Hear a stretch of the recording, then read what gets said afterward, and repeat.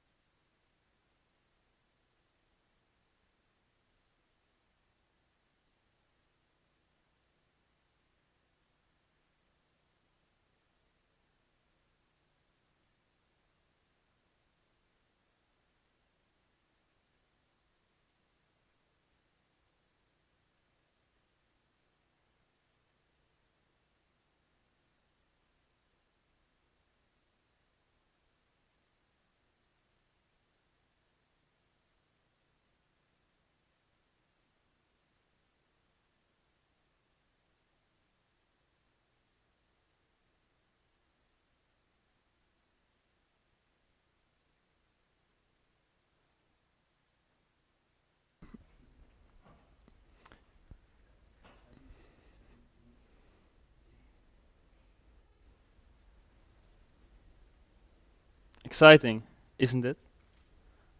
Not knowing what's going to be underneath that blanket. Well, we're going to show you in just a few minutes. Until then, all you know is that it's going to be a drone. And drones are a fast emerging technology. Most of these drones are, however, flying outside. We've seen more and more drones that are flying outside. But flying a drone inside is a whole different story, and it also comes with different challenges. But we at Bluejay are taking on these challenges. And with that, I want to wish you all a warm welcome to our interim event. It's already been 5.5 years since we first started. And this was for the 60th anniversary of the Eindhoven University of Technology. And today, we're going to show you where we're standing right now. I'm going to get the clicker. Thank you. So my name is Paul, and I'm the team manager of this year. And this year we're focusing on increasing the technical capabilities of our drone. We are also focusing on the user case that was developed last year. This is about an urgent situation that nursing homes are currently facing. Consider, for instance, this nursing home. In this nursing home, Susan lives. She is 85 years old and sometimes needs a little bit of help with the things. And she's very happy to live here because all kinds of activities are organized. For instance, a nice bingo or a nice walk in the park. And she knows that if there would happen, something would happen, that there's always an aid worker present. For instance, if Susan would fall down, Emily, the aid worker, will go and help her. And also, with other kinds of emergencies, Emily will always be there. So, now, after a full day of activities, Susan is tired and goes to sleep. It takes her a while to fall asleep, because she's all excited about their grandson's birthday the next day. But yeah, after half an hour, she finally falls asleep. But during that night, something terrible is happening. The alarm clock on her nightstand is short-circuited and catches fire. Now Susan has only 3 minutes to leave her room before the situation becomes unsurvivable. Luckily there are smoke detectors. these smoke detectors will go off, but not acoustic, so Susan won't hear anything of it. The signal will go to Emily.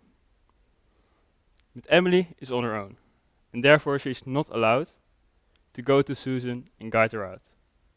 Instead, she has to go outside and call the fire department. This takes 10 to 15 minutes. That is a lot larger than the 3 minutes that Susan has to leave her room. And therefore, Susan can get severely injured or even killed by this fire. Now, this can be easily solved by having another aid worker, but those are very hard to come by. And therefore, we as Bluejay are jumping in. We are making a drone that should assist as an extra aid worker. So now also the drone will get a signal that there is a fire, and it will fly to the room where Susan is in. The drone will scan where Susan is, and then guide her outwards. In the meantime, the fire department can arrive and take control over the situation. But we aren't there yet. We're still working on this drone. And we do that with this beautiful team of 22 people from the TUE and the Fontis. And we all have different studies as a background. And we are solving challenges like the navigation of our drone, but also the user interface and the efficiency of our drone. So for the next coming topics, we'll first finally reveal for the very first time our newest drone. And after that, Hart will explain about the efficiency and the noise of our drone, software about the navigation, and interaction design about the emotion, the app, and the LEDs on our drone. At the end of this presentation, there's room for questions, and there will be a QR code and a link to Menti, menti.com, where you can ask those questions. And after that, I invite all of our sponsors to join us in the Microsoft Team Outbreak rooms. But now first, the moment has come to finally reveal our drone. Renshin, come and help me. 3, 2, 1. Ta-da! And now, you of course want to see it fly.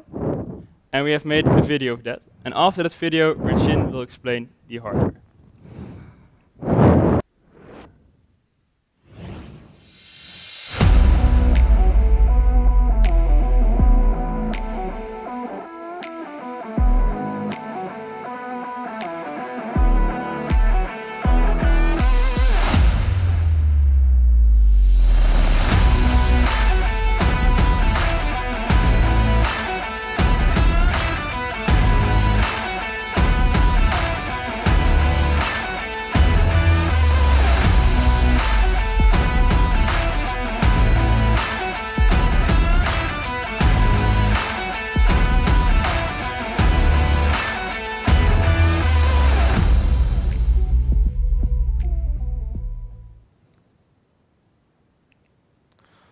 Hello everyone, I'm Renshin Lee, the leader of the hardware team for Bluejay this year. I hope all of you enjoyed the video you just showed, and I believe you probably feel the drone is quite cool or cute for this year. For the drone applications, hardware design is actually plays a very important role, and I'm going to tell you what difficulties we face when we trying to produce the drone that you see on the tables now in this year. Designing a drone is actually about how to solving conflicts within all the requirements. And that's due to many of the requirements for indoor drone are conflicting to each other. So finding a sweet spot between all the requirements is the most important things the hardware team has to do before we actually let our manufacturers to produce such modules. And for the Bluejay indoor drone, there are 4 aspects we are trying to get balance with. They are the safety, the noise, and flying time, also the size of the drone. Okay, now you see we have 4 of the aspects, but why are they important? I'm going to explain it. First is about safety. In the pictures, you can see this is what happened when the drone falls on a car. Its impact force is strong enough to break a glass. Imagine now the drone is not falling down on the car. Instead, it's falling down on your head. Then I believe you have a huge chance getting killed, which is something we don't want. The drone should be safe. So this is the first things we have to try to get a balance with. We have to make sure the drone will be safe in hardware-wise.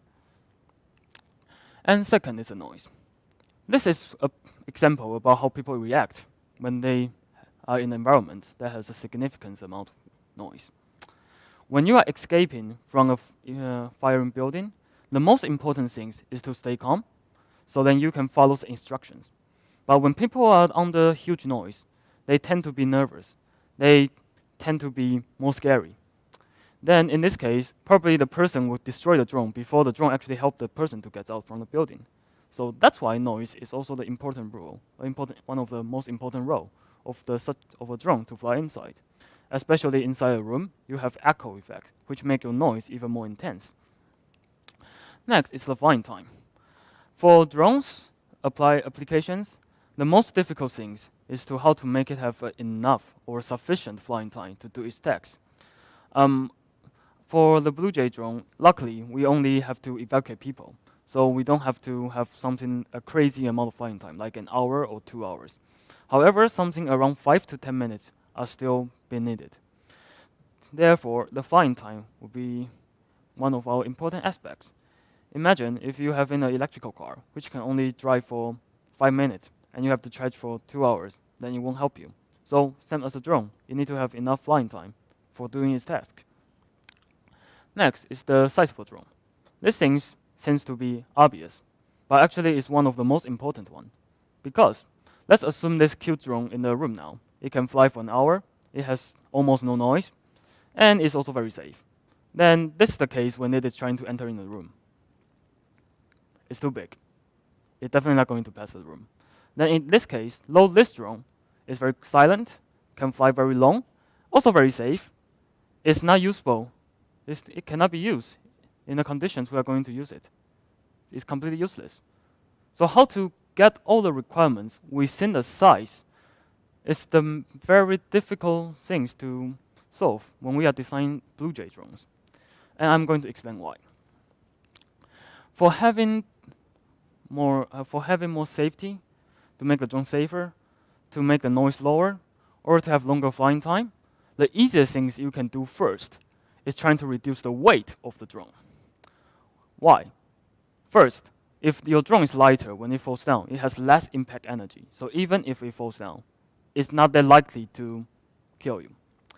And second, when you reduce the weight, the amount of energy required for maintaining the flight will also be lower. Meanwhile, your propeller don't have to spin in a higher RPM. It can spin in a lower RPM. That will result also a reduction of the noise. So, reduction of the weight will basically give us everything we want.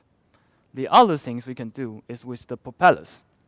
On the pictures of the left-hand side, you can see the propellers, simulations, animations. The swirling lines you see afterward is the tip vortexes of propeller when it actually operates. Those vortexes are actually a shock wave generated through propellers. And what does that mean? That means it generates noise. Also means it doesn't give you thrust. So you lose your energy efficiency, and you also get more noise, which is something you don't want. So eliminations of vortexes will also bring us to a better performance that we are searching for. Okay, now we have strategies, and we have few aspects. But why we have problem? Because now we have solutions. Because many requirements are conflicting. Start with the weight. If a propeller has not covered, it's basically like a blender chopping blade without a cover.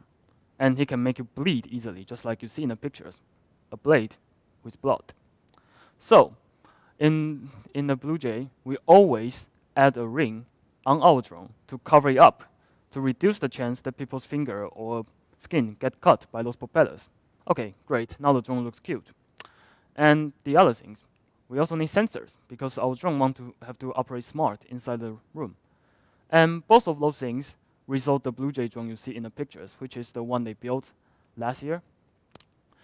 And it feels like problem has been solved. However, when we add so many things on the drone, it means increase of weight. Just like put a heavy stone on a small drone, which is something completely opposite from what we want. So that's the first problem we have trying to solve. Second is the safety and the size of propellers. For improving the safety, other than reduce the weight or adding a ring, other things we can also do is to increase more amount of propellers on the drone. In this way, even if one propeller is broke, you can still have a backup thrust to maintain the flight. But meanwhile, we have the requirement for maintaining the size, so then your propeller has to be smaller.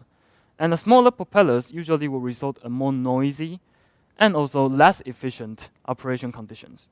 So how to get a balance between the amount of propellers and the size of the propeller is the next topic we have to try to overcome during the design process. Last is the number of blades of the propellers. Propellers has different blades, and usually the main difference is about efficiency and the noise. The more blades you have will tend to give you less noise.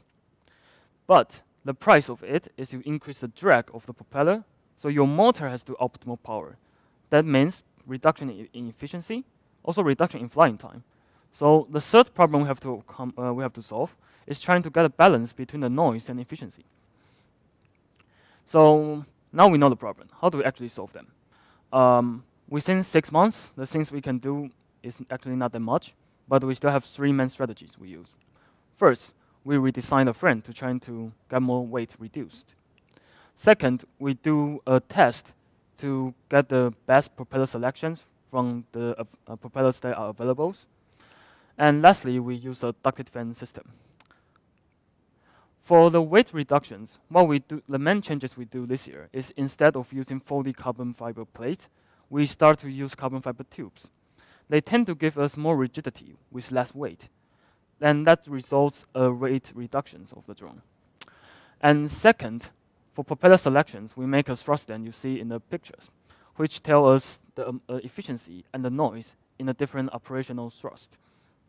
In this way, we actually can know what propeller gives us the most balanced performance between efficiency and noise.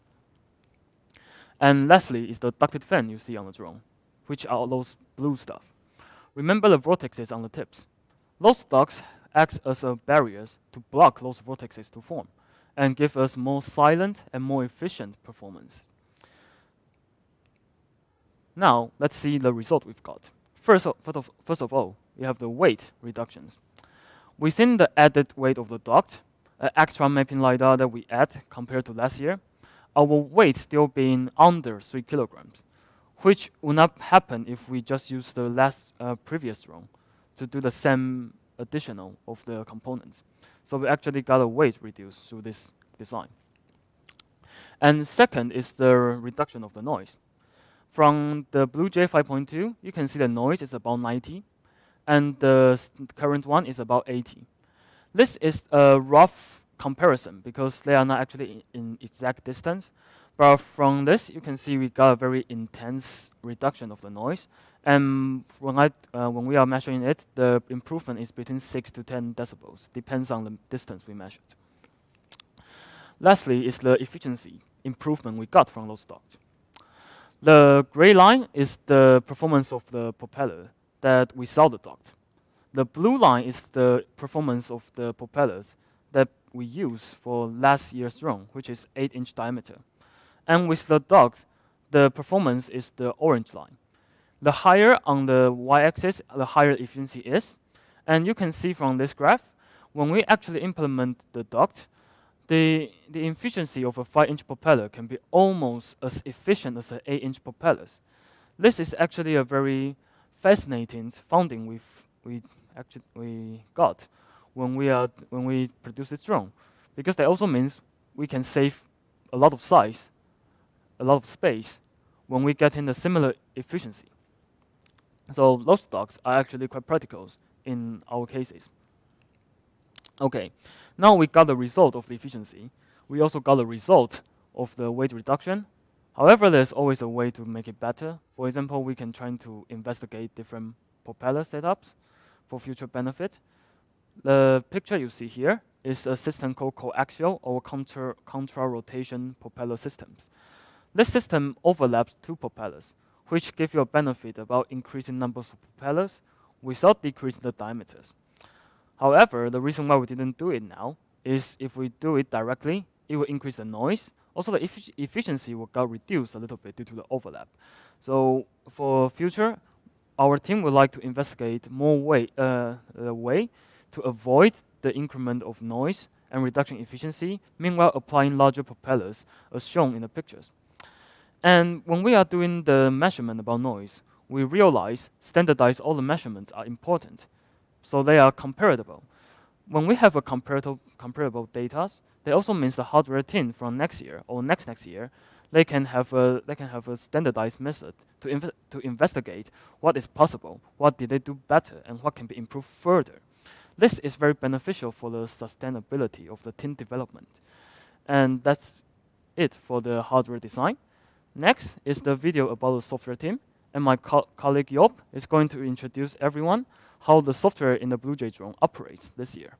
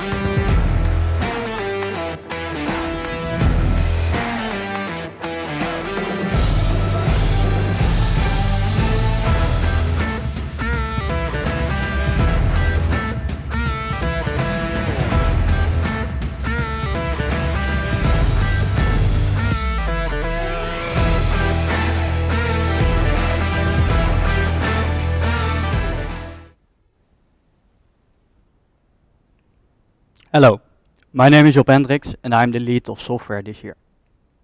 Well, suppose you're in a room where there are all dynamic objects. People keep on moving and you will never place your chair exactly in the same spot. How do you, as a human, determine where you can and cannot walk? Well, for this purpose, we have our eyes, which continuously look around and see where there's an obstacle in the way. And if there is, they will avoid it. However, a normal drone does not have this feature. Some drones have cameras, but they do not sense the environment itself. This is, of course, a huge liability when using Bluejay in such an environment. That is why we thought for this year, we would see it as our biggest goal to solve this issue. And I can already tell you that within the first half year, we made this happen. Bluejay is now able to sense its environment and see the distance between the drone itself and, for example, the walls. And this is all done with the addition of a single sensor, the LiDAR, a spinning laser which measures the distance in every single direction, 360 degrees. However, we can not only find the most optimal path from one point to another, we can also localize Bluejay within such an environment. And this means that we are no longer dependent on external localization methods, like for example an earlier used ultra widebands. We do not longer need them. But there's another issue that comes up with this. What if you do not place the right hardware components at the right place? This will cause the drone to hang over to one side. And therefore, when you're flying, it can cause the drone to crash. And this can cause fatal damage. That is why the software team is now collaborating with the hardware team to find the most optimal flight response. This is all done through the PX4. This is the flight controller, and with this we can tune the control systems even to the smallest margins so that we get the most optimal flight response. We will do this with our own software, and we will develop it in such a way that before the flight even starts, we already have the right, this is called PID values. We will already have them before the flight even starts. However, this is not the only feature that we added this year. We also added drone-to-drone communication, or even drone-to-device communication. This allows Bluejay to communicate with other drones, or even other devices. This is all done through the Vera module. It's given to us by NXP, and it allows us to transfer our coordinates from one drone to another via Wi-Fi. This is a huge step in future software development, because with this we can create even more exciting new features. For example, what if Bluejay knows exactly where the fire is through communication with a smart smoke detector? This would cause Bluejay to immediately go to that area of impact instead of wandering around through all the corridors. This would be huge, and therefore we can save more people in less amount of time. And if we look at our goals for this year, I can already tell you that we achieved 3 out of 5 goals. And with even more people joining us in the second half year, we will add even more exciting new features to this list. For example, the awareness of the surroundings through the LiDAR. It has a distance measurement of 20 meters. Therefore, we can measure the distance from the drone to another component or to another wall in 20 meters, up to a precision of a few millimeters. This is, of course, very beneficial. And as I already told you, there are more people joining us in the next half year. And therefore, we will add more new features to this list, and therefore also have more features for Bluejay. However, this is of course also the reason why we now can actually save more people in less amount of time. And when we're talking about communicating with people, we're talking about the interaction with people. And now Rick is going to tell you more about the interaction between our drone and people. It's a bit unfortunate that he cannot be here, but we will do our best for that. So here it goes.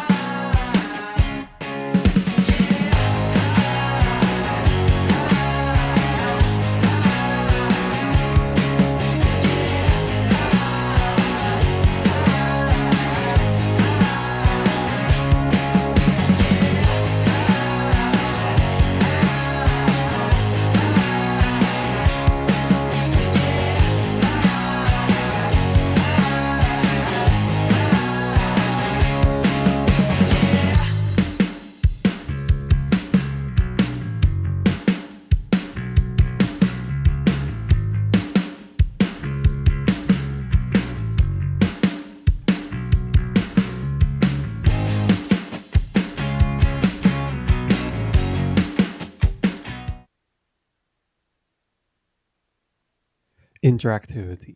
It's one of the most remarkable aspects of our drone. It gives our drone a one-of-a-kind look and feel. Controlling every aspect of how the drone interacts and looks is incredibly important. But why? For this, we go back to Susan, back to the time the fire started. If you were to send a drone towards her, she might get even more frightened than she already was. A loud and unfamiliar object is flying right at her. That will frighten anyone.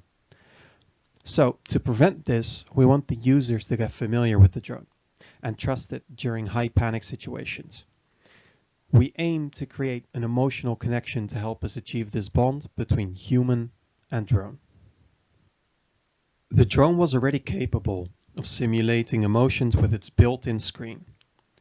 These emotions range from basic emotions like happiness and sadness, as well as some general expressions that would add to the human-like behavior of the drone, such as searching or looking up and down. To further enhance these emotions, we conducted user tests to see which emotions could be portrayed more accurately, such that the user would understand what the drone was feeling more accurately as well. So, Our testing concluded that the majority of people more accurately determined the emotion the drone was emulating when using certain new designs.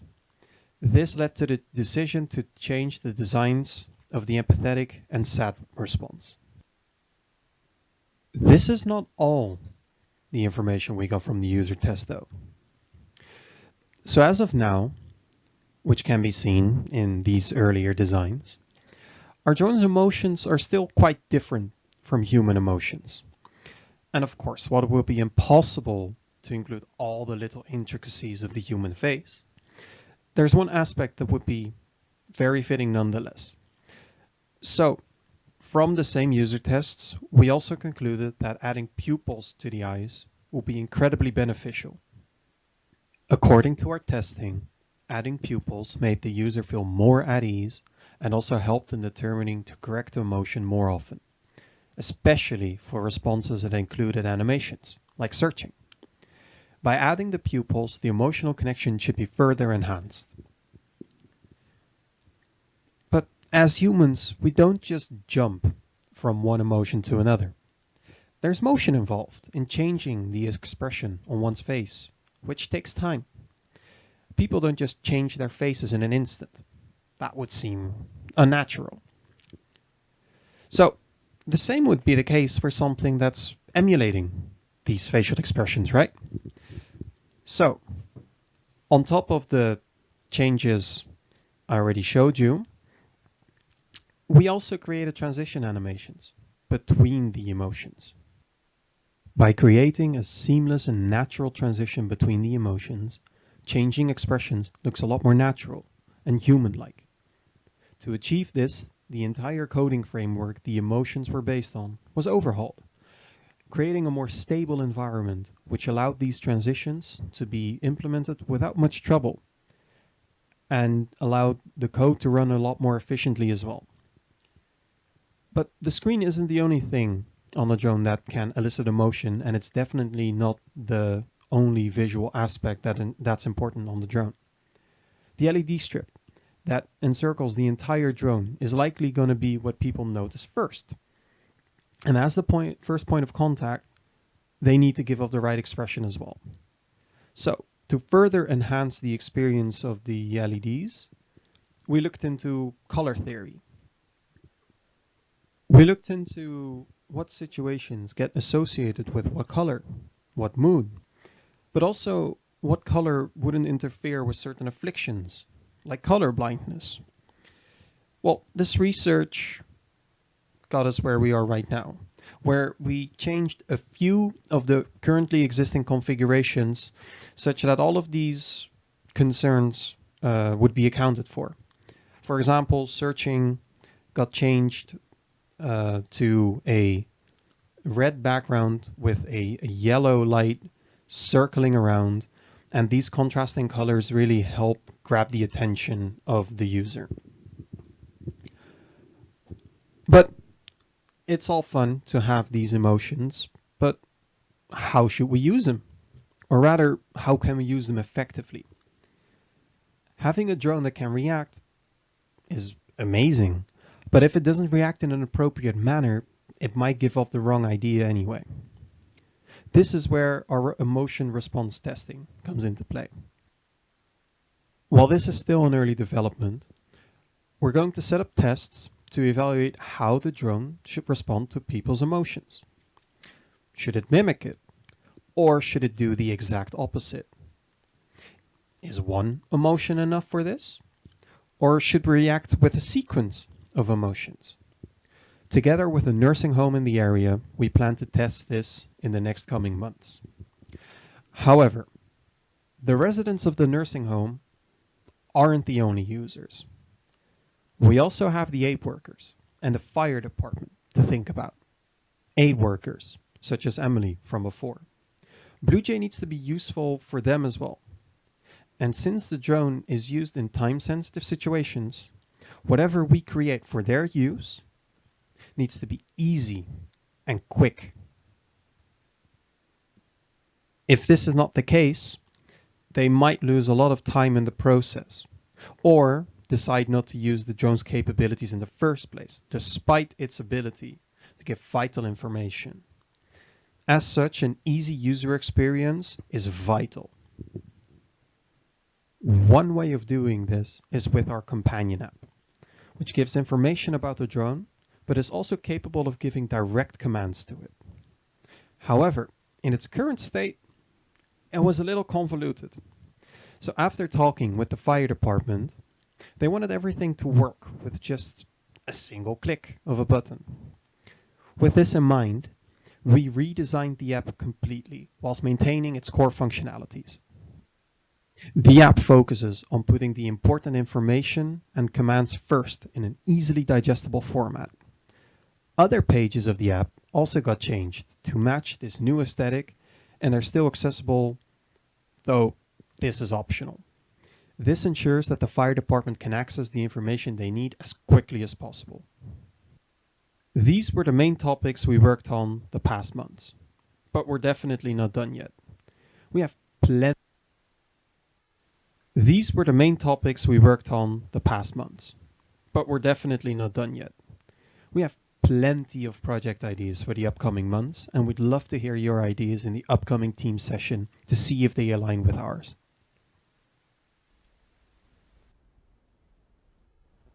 Yes, thank you, Rick. I hope you can be there, get well soon, and can be here soon. Now you can scan this QR code and ask us questions at menti.com. And I think there's also a code here underneath, so you can also go to menti.com and fill in that code. So we're waiting for your questions.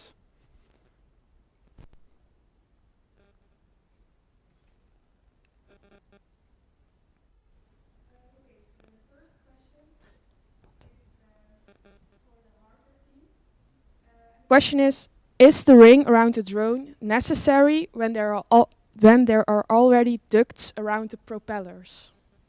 That's a pretty necessary because first, the blocks they are made by 3D printing now, so they are pretty weak.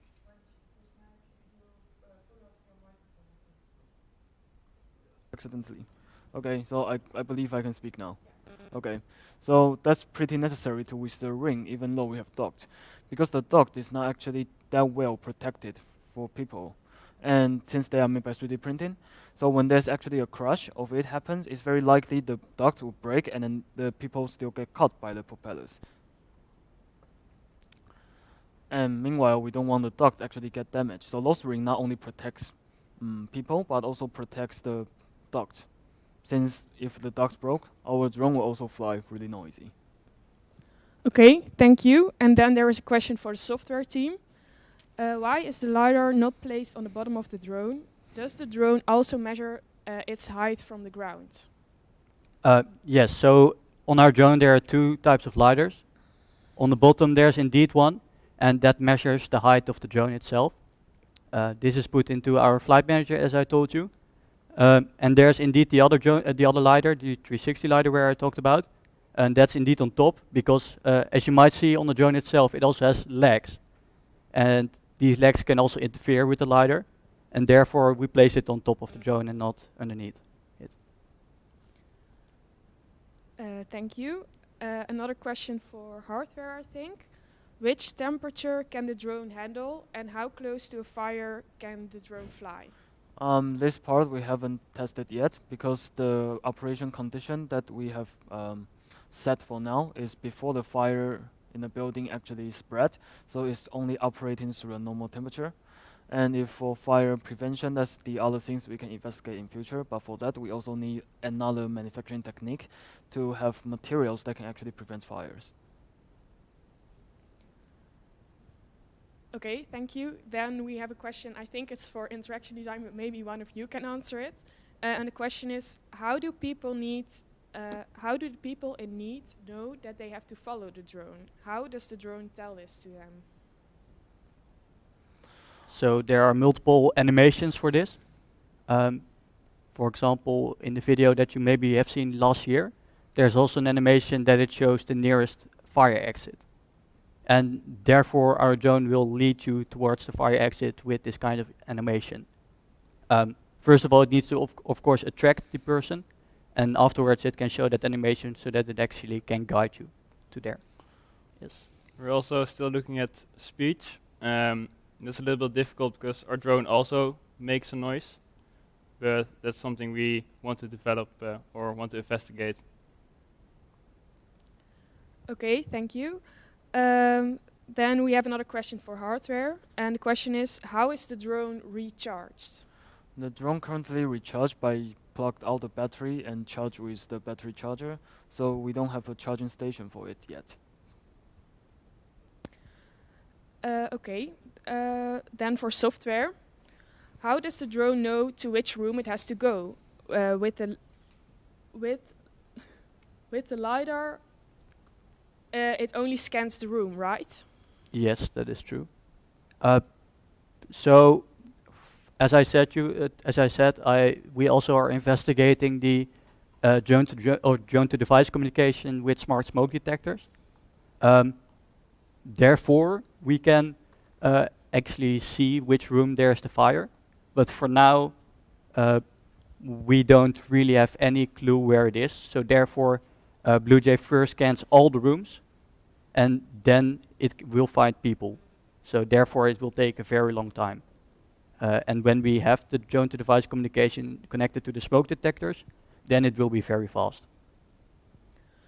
Okay, thank you. Then I think we have another question for interaction design, but maybe you can answer it. And the question is, are we considering training for the elderly to get acquainted with the drone? Yes, we are. We're also going to test it at Jorisor, which is a nursing home at Oorschot. So those people there will already get acquainted with the drone, and we'll see how that goes. So if they are afraid of the drone or find it really nice, maybe they want to hug it, I don't know. So we're going to test that. Thank you. Then we have another question for hardware, and the question is, how did you manage to keep the drone stable? On one side you have the screen with emotions, and on the other side, what's there? And how do you keep the weight as light as possible? Okay, this is a pretty long question, but I will try to answer one by one. So the first part is about how do we keep the balance of our weight. That was the design that we do on the button of the drone, which we make the battery more afterward to counter the weight of the screen. That's the first thing which they do. And on the other hand, when you do the PID control, your eye setting can also compensate those kind of statistic error. And the other questions is about the How did you keep the weight as light as possible? about the weight. So from what I briefly say, we use carbon fiber tube, and the other thing is we're trying to cut out the useless materials on the carbon fiber plate as much as possible. Also trying to find the minimum thickness of the carbon fiber plate. In this way, we can maintain the minimum of the weight of the drone frames. Yeah. Okay, thank you. Then we have a question for management, I think. The question is, in practice, how does it work? An elderly home buys a drone, and who is then responsible that the drone actually works? That's already a really specific question. It will probably be more when we're going to have a startup. We have like a liability insurance, so if there would something would happen with the drone, and we are controlling it, we would be responsible. And I think also because we made the code that we are responsible for it. But if like there's something, if the battery wasn't placed correctly in there and it was placed by the nursing home, in that case, they would have been responsible. Okay, thank you. I think there is room for a couple more questions. Then another question for hardware is, how long is the drone able to fly with one battery? For now, the approximation time we have been tested is between 6 to 8 minutes, but it depends on how to go. Depends on you are hovering or you are moving, but the range is between 6 to 8 minutes. Okay, and then a question for software. Can the drone recognize people apart from objects? So in previous years, this was already investigated. For example, in Team 5, there were already some things added to this. However, this year we will try to do it more with the interaction team together. So Rick and maybe I or someone else from the software team will see what is possible with this. Because for now, indeed, it can detect objects, but it can also detect emotions. So therefore, it can also detect people. Yes. Okay, this was the question session, at least the plenary part. And now we invite all sponsors to go to the Microsoft Teams link that we've sent through email and join us there. Thank you all.